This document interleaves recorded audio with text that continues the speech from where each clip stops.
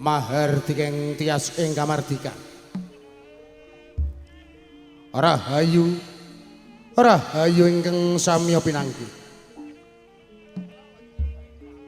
Nugroho miwasih wilasaning Gusti mugi tansah kasarira dhumateng kita sami. Ngaturi sugeng dalu sarta sugeng pepanggihan kalian kula warga ageng Sandiwara Ketoprak Wahyu Manggala ingkang dipun pimpin panjenenganipun Bapak Mogol kanthi alamat Desa Tanjung Sari Kecamatan Jakenan Kabupaten Pati Bumi Minatani.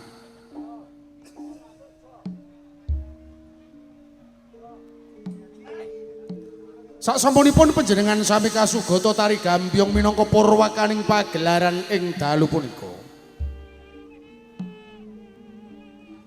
Kepareng ing dalu menika kula warga ageng Wahyu Manggala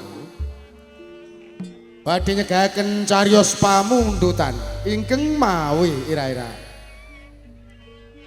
Raden Wijayang Ratu seri perangan Kertanegara gugur.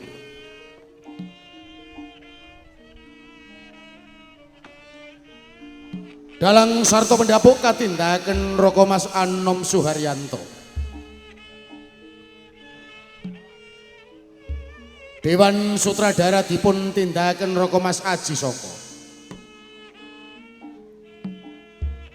Asisten Sutradara katindakan Adimas Eko Pranoto. Pangeprak katindakan Bapak Suhardi wontene Pranoto Pakliran dipun tindakan Adimas Suyono sakonco.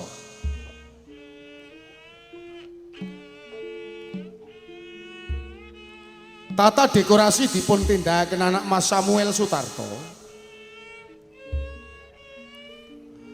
Teknis tata lampu katindakan Adimas Budiono Batak. Lekting katindakan Adimas Ladu Aldiansa wontene Pangrengga Busana dipun tindakan Adimas Agus Wijanarko.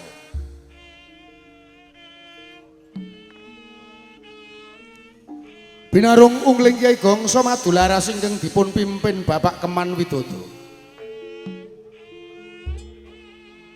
kanthi pangli ing Swarawati utawi Pesinden dipun tindakan Ibu Supariana sarta Ibu Kuntari.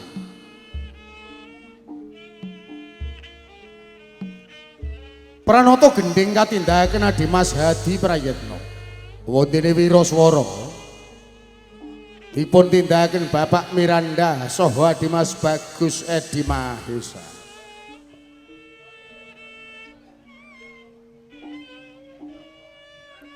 Musik campursari katindakan Adimas Ari Semprul, Roko Mas Edi Watono sarta Adimas Udin Galdowo.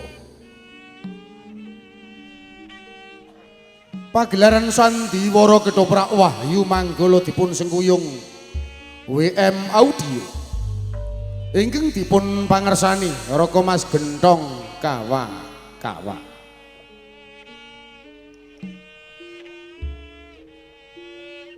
Wondene para paraga ingkang badhe maragani cariyos ing dalu punika.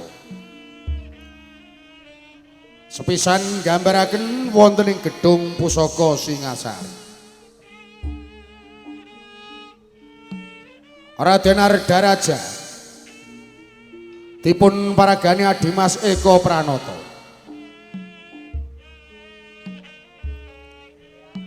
Naradwita katindakan Mas Puput Jarnyati.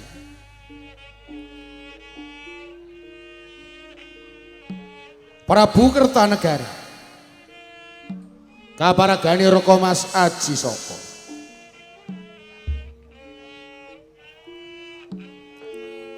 Dyah Isyana Tunggadewi katindakan Mbak Ayu Sri Poncowati.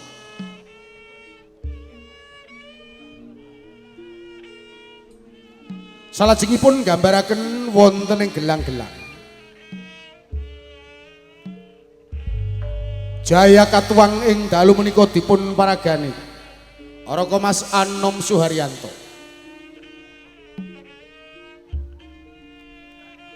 Patih Kebo Mundaran katindahaken Raka Mas Imam Sarjono.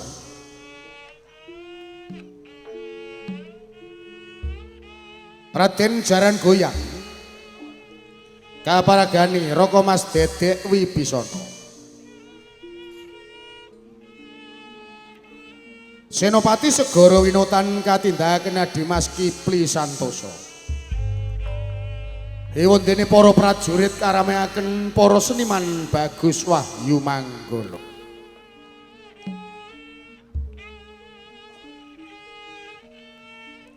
Salajengipun gambaraken wonten ing Taman Sari Singosari.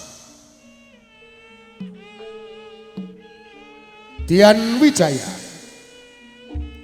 dipun paragani Dimas Abi Horojali.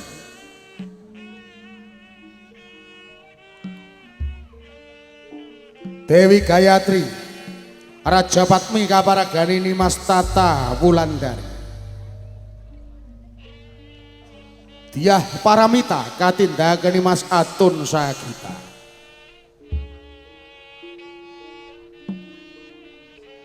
Salajengipun gambaraken wonten ing Kadipaten Sumenep. Arya Wiraraja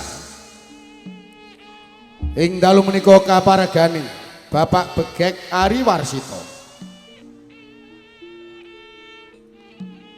Ken Sora katindahaken Dimas Riko Saputra. Arya Dikara kaparagani Dimas Bagong Sutresno.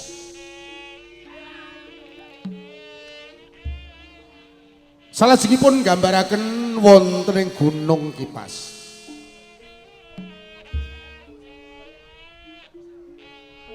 Ronggo Janur ing dalu menika katindahaken Raka Mas Andi Prastyo. Diah Ayu Pawukir kaparagani Mas Menik Widyawati. Mertaraga katindahaken Mas Diah Maharani. Ewondene iki Tambak Boyo katindahaken Dimas Sabdo Giyanto. Arepat utawi dagelan ingkang badhe nglipur manah panjenengan sami katindahaken dening Cak Sendor, Cak Sariman, Dimas Rokim sarta Bapak Mogol Mban katindahaken siji arum somplak kabiyantu siswak indah kalola. Mekaten kula wau para kadang budaya Sutresna menggah para paraga ingkang badhe maragani cariyos ing dalu punika. Kita sagotrah kulawarga ageng Wahyu Manggala namung ngaturi sugeng lenggah sarta sugeng amriksaning ngantos titi purnaning pagelaran dun.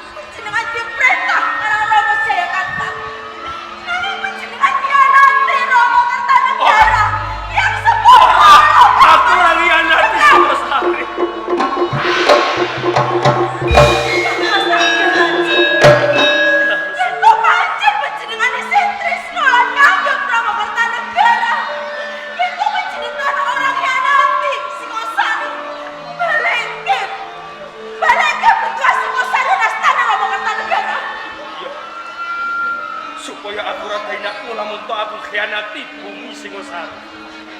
Pusaka piandel ana ing Singosari bakal atur bersane Rama Prabu Kertanegara.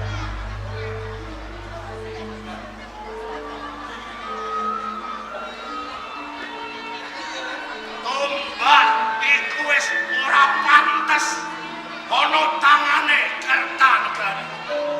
Lajeng sinten ingkang menang Rama Prabu? Argaraja. Kowe mantuku sing tak golo-golo. Sebab kowe anake adikku Terubali ramamu Jayamatma ing gelang-gelang nanging pangudangku tak anggap kowe sumindo wilahake bener salahing perkara nanging jebul satenane mantuku pengkhianating negeri kowe susut sakjroning daging mungso sakjroning selimut mula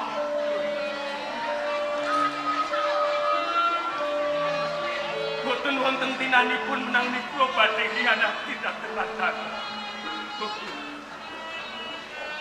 Kula boten saged milah-milah perkawis menika jalaran. Kula tresna kaliyan Kyajeng Naraswita. Minangka garwa kula lan panjenengan. Mresep kula urip wonten ing kraton Singosari. jalaran kowe durung bisa nemtokake urip mula supaya kowe iso nemtokake uripmu dalasan Maradwita garwamu gawanen pusaka kuwi sak wanci-wanci mbok menawa kena takon mateni Maradwita. Rama, Rama, Rama.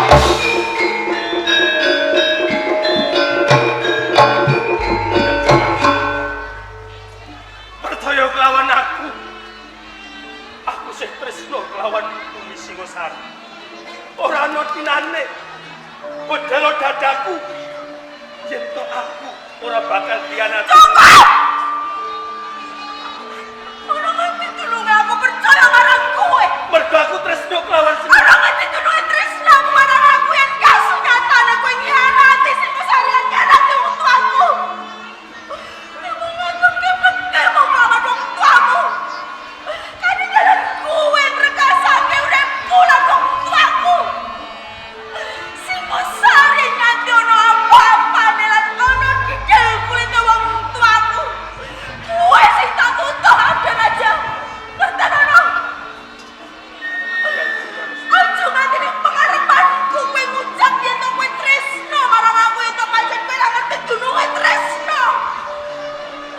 Mergomu tresnamu mung kanggo ramamu Jaya Katuang. Kasunyatane kowe ngorbanke Singosari kangge dalan kowe nyolong pusaka bintane Singosari. Cetha yen kowe ora tresno aku lan wargane Singosari. Ojo kleru penompo. Apa? Ojo kleru penompo Kyajeng. Kleru opo? Mergo kabeh wong sekandhak yen to aku kepoco kahanan. Kamu jengkahanan. Aku tuh aku ora Itu pancen tresno marang aku lan warga Singosari. Kowe bisa mindomi lagi. Ngerti sing bener, ngerti sing luput. Ramamu kok tidak penting kena bakal sepuyo. Kasunyatane kowe kepengen nubeng Singosari ada raja. Ngerti ono? Cetha yen pancen kowe ngono kowe kepen mendoke tresnamu marang aku ya tak turuti apa sing dadi kekarepanmu. Wektu dina iki Naradwita lan ada raja ora ana sesambungan apa-apa.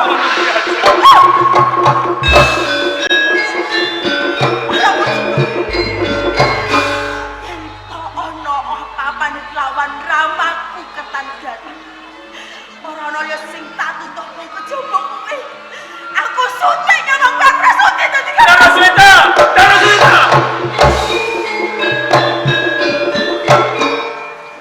Naraswita. Rama Prabu Kertanegara. Ora ana tinane lamun aku khianati bumi Singosari. Senajan to aku putra tos Rama Adipati Jaya Katuang kang lungguh ana ing gelang-gelang Kediri. Nanging sawise aku ngrasake urip mukti ana ing Singosari satemah. Aku ora pengen bali ana ing gelang-gelang Kediri. Kabeh mau gedhe rasa tresnaku kang tumantu kelawan Sri Prabu Hyang Karasa. Yo. Lamun to kowe ndakku lamun to aku khianati bumi Singosari. Mengko yen ana perang gedhe antarane Singosari lan Kediri.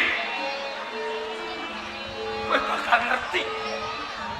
Lamun to prasetyaku kanggo kabutuhane ana ing kraton Singosari.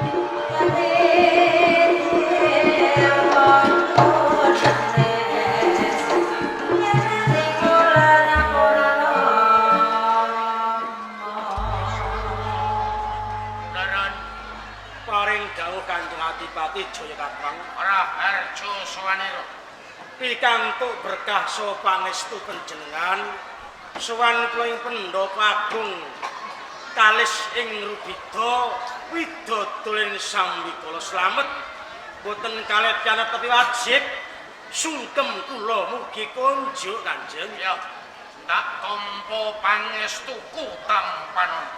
Sanget anggen kula nampi mugi nambahi teguh kayan kula anggen kula dados warangka dalem. Putra Kunggir Raden Jaran Goyang sabdonan dalem Rama. Winantu Basuki swan ngersani Rama. Pikantuk berkah pangestunan dalem. Anggen kula maraksika wonten ing Pendhapi Agung gelang-gelang rahayu. Namung kemawon sungkem panabekten kula kunjuk. Ndak tampa rawat puja pangestuning Rama kebat ampanon. Sanget anggen kula mugi-mugi dadosaken Marang sira Senopati Segara Winutan. Dawuh katimbalan Kanjeng Adipati. Basuki sowane. Pangestu panjenengan sowan kula kalis ing sakara-kara namung bekti kula katur. Bagus. Mung bae panjenengan kepengin mundhut palapuranira. Ngenani swasana ana ing kadipaten gelang-gelang coba diaturaken. Duh Kanjeng Adipati sesembahan kula.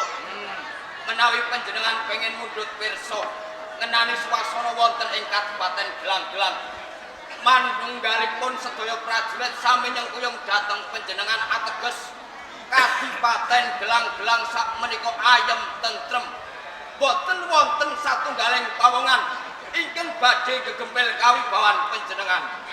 Bagus. Nanging palapuranira ora jumbuh marang pangangen-angene Adipati Jaya Katuang ing gelang-gelang. Liripun kados pundi Kanjeng Adipati? Coba kabeh kadang sentana nayaka sapu kawating kadipaten gelang-gelang padha ming nganti udakara telung pasiban aku ora marak ana ing praja Singosari merga pingket jroning atiku padha-padha putra kudune garwaku Nararya Trubali uga entuk warisan saka Singasari parandene nganti kalenggan iki wiwit Prabu Kertanegara keng jumeneng babar pisan ora menggalekake marang kadange ora ketang saiki kadange ndak pundhut garwa ndak mulyake ana ing Kadipaten Gelang-gelang coba mungguh pamrayogamu kepiye teh Kebundara Kanjeng Hadipati Jayakatwang kula saged ngraosaken gempaling penggalih panjenengan ya sederek mboten dipunajeni ranten ing jagat menika mboten ngemungke towak ketubung ingkang damel menungsa mendem derajat lan pangkat bondo lan donya damel sederek lali kalian sederek Kanjeng saran goyang Rama coba Rama mundhut pinememu yen ibumu wis ora kanggep dening Prabu Kertanegara ana ing Singasari Ibu Trubali boten kaanggep dening Sang Prabu Kertanegara. Ugi panjenengan Rama boten marak sepo wonten tigang piswanan condong sanget jalaran. Miturut dedongenganipun para sesepuh ingkang rumuhun gelang-gelang menika negari Kadiri.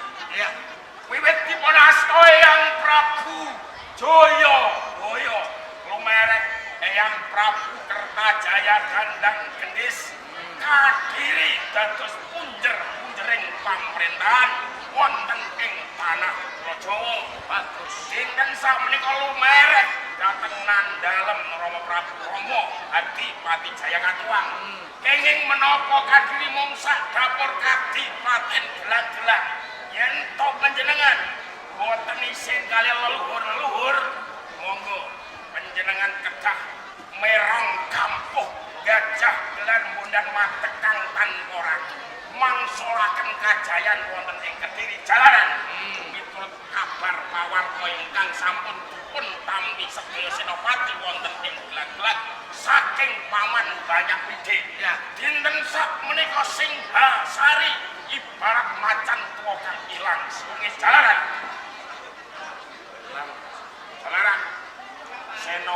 senopati kan jagul dinten sak menika gelar jajan wonten ing Pamalayu mula kanthi Rama nglumpuhake kabeh para saka guru ing Gelang-gelang bakal tak suwuni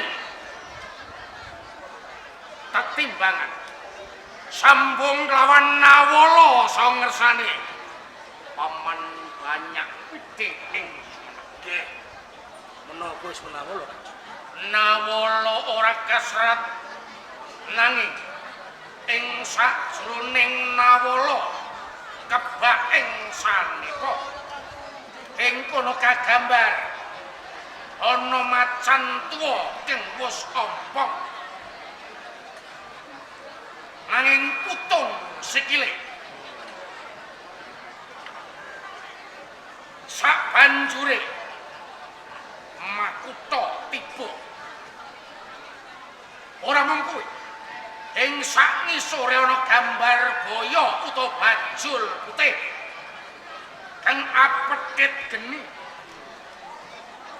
sak nalika Makutha sing diagem dening macan tuwa kang ompong tumiba nyang sirahe boyo putih mau banjur iki sanepane apa teh Kebundara Kanjeng Hadipati dados banyak wiji maringi sanepan ana macan ompong kang putung sikile bener Makutha tiba ing sangisore ana gambar boyo putih kang petitipun Agni utawa geni.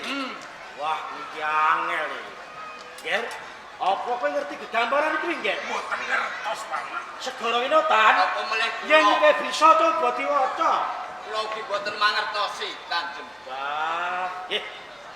Menawi sedaya nayaka mboten wonten ingkang saged maca, kula nate sinau babagan sanegyan. Coba supaya dipindhangetake kabeh para kang padha sepo. Macan ompong kang putung sikile. Macan kuwi panguwasa, ompong kuwi wis ilang karibawane. Sikil putung ateges wis ora jejeg mlakune.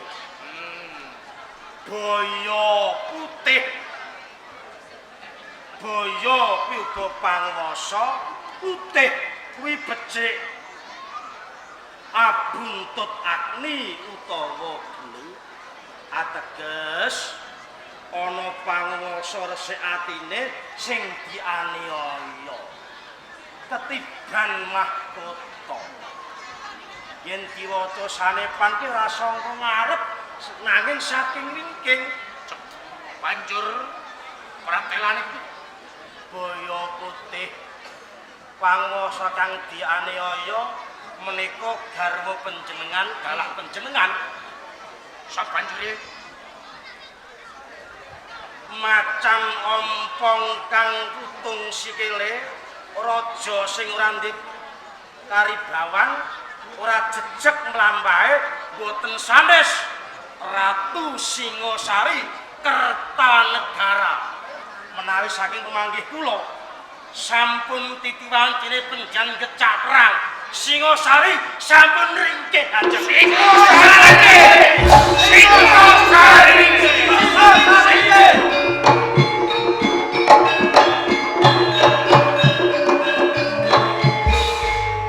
Ardaraja paring dawuh Rama Kadipati Sultan yen apa sira sowan kanthi sebawa ngandhakaken Singosari ora ringkih Jalaran Singosari negari ingkang ageng panjang lan untu. Tasih kathah kadang adipati pemancat ingkang tasih setya bekti wonten ing negari Singosari. mongko sira ndak susupake negara Singosari Estingara sira bisa ngerti karingkianing praja Singosari ora teges sira ndak gawke karo putraning Kertanegara banjur takon seneng-seneng Pangapuntenipun. Menapa ingkang panjenengan dawuh sampun kula tindakaken supados kula nyidro bentuah wonten ing kraton Singosari. Nanging Rama, nanging kuwi menawi kepareng kula badhe mujuk atur wonten ngersane Rama Adipati Jayakatma. Menawi sedaya kula tintingi perkawasipun namung bab warisan. Menawi Rama Adipati Jayakatma adreng kepengenaken palenggahan wonten ing Singosari. Monggo panjenengan petang badhe lan ruginipun. Panjenengan sinten? Rama Prabu Kertanegara menika sinten? Menika mara sepuh. Kados ewahing pambuti mangkenipun kula Rama. Ardaraja sira putraning Rama Ujamak lumrah upama sira sabela lan wong tuwa Ujamak lumrah umpama aku wong tuamu ngame-ame bektimu tumrap Rama nanging ora ngira babar pisan bareng saya dadi putra mantu Singosari kowe mentem kamukten kowe lali lawan wong tuwa Boten ateges kula menika supih dhateng panjenengan. Nanging Rama, napa sedaya kula boten saged dipun rembak kalian Rama Prabu Kertanegara wonten ing Singosari supados gelang-gelang lan Singosari boten nuwuhaken grah Rama Adipati. Rama Jayakatma jaran goyang piye menapa kepareng loha mangsuli Kang Mas Ardaraja kena Kang Mas Ardaraja Jaran kuyang panjenengan dipun dhawuhaken kalian Naradwita menika susuk sajroning daging mungsuh sajroning sinep ingkang supados mangertosi menapa ingkang dados karing kiyanipun Singasari nanging kenging menapa dinten sak menika Kang Mas Argaraja boten sabela Rama Jayakatwang nanging sabela Prabu Kertanegara kula ngertos jalaran sampeyan mendem katresnan kalian Naradwita Ringkam lambemu he. Jaran kuyang. nggih Yen kowe ngerti tenane kabeh mau clear. Apa mula bukane aku rasa rujuk lawan Rama Hadipati Jayakatwang. Mergo aku kebae paneman. Lamun tutuh perang antarane Kediri lan Pugo Singosari. Ora mung mligi kawula prajurit nanging keluarga uga mengkene sing dadi korbaning perang. Kang Mas Argaraja Apa? yen to sampeyan ora ngerti tak bane ngerti Perkara apa? rikala semono gelang-gelang kuwi kadiri kang diasta Eyang Prabu Kertajaya Kandang Gedhes dadi punjering pamrentahan Bapak Rama Jayakatwang kepengin balekake kejayaane Kediri mula kuwi disusupake ana ing Singosari kudu mengo yen to kowe putu Kertajaya Kandang Gedhes Aku ora lali lho. cukup Argaraja Tuh, ing kene Rama bakal nantu marang babakan menapa? abot wong tuwa apa abot warga Sarene panjenengan menika pepundhen kula. Nanging sedaya patralan tumindakipun Kanjeng Rama boten saged kangge tuladha. Sekabehing keluarga lan putra pangapuntenipun menawi kula awrat mara sepuh kula Rama Prabu Kertanegara. abot Kertanegara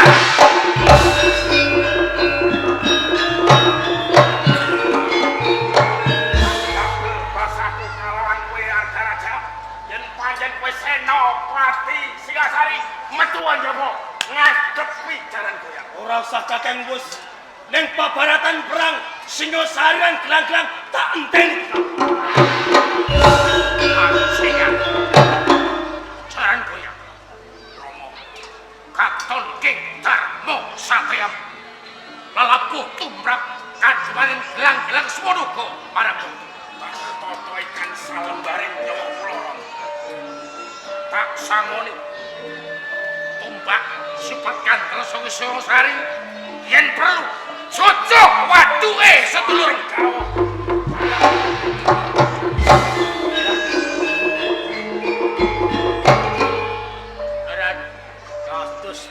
aku nyuwun awak-awak ana perangane prajurit gentumipun Ngestakaken dawuh tutambahing pangestu.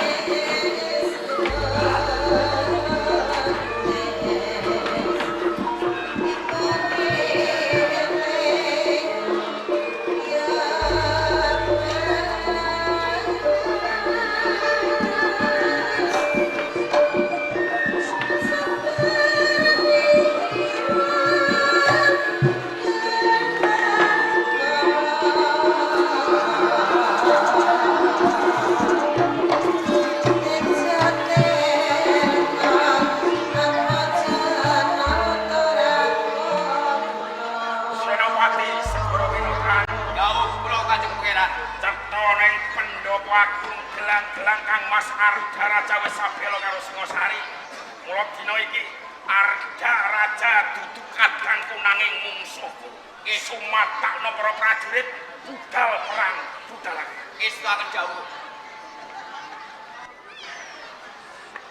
Para tamtamu. Siaga makarya. Ngesti sanjata lumaksana mahita-hita. Tanjio! Tanjio!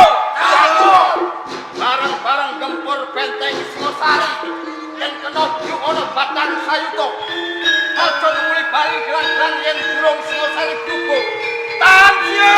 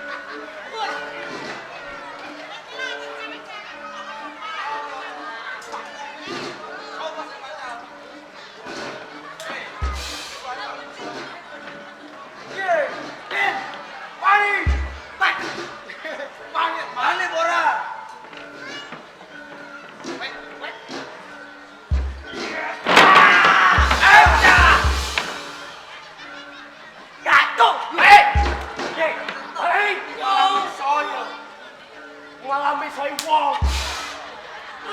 Wani bola.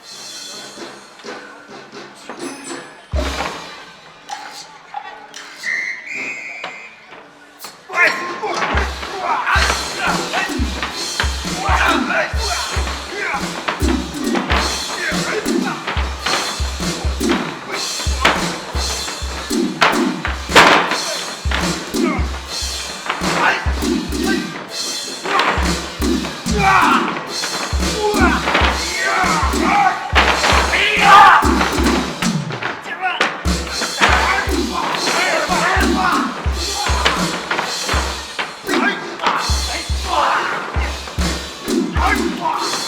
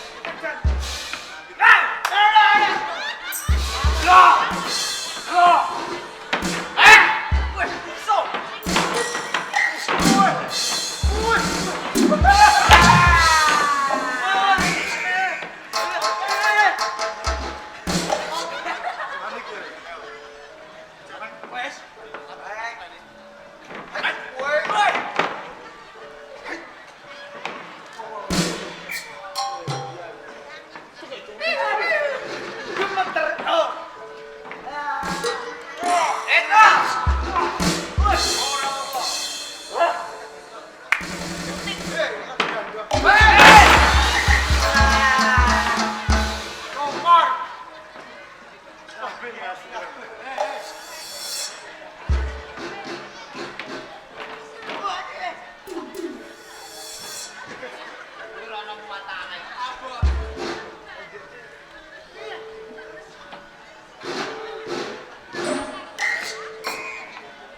Sabar.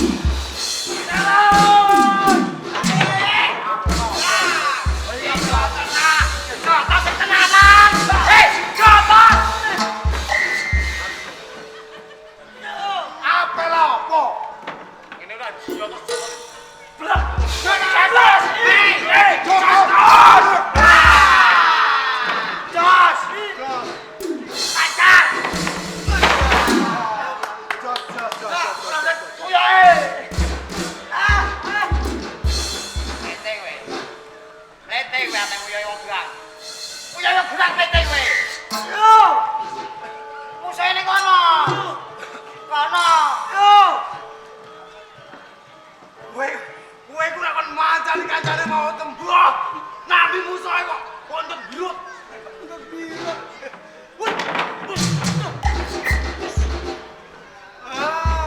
Hei, rotosi musuhe aja aku. Yo, apa aku napa? Yo, aku dipikir, pikir.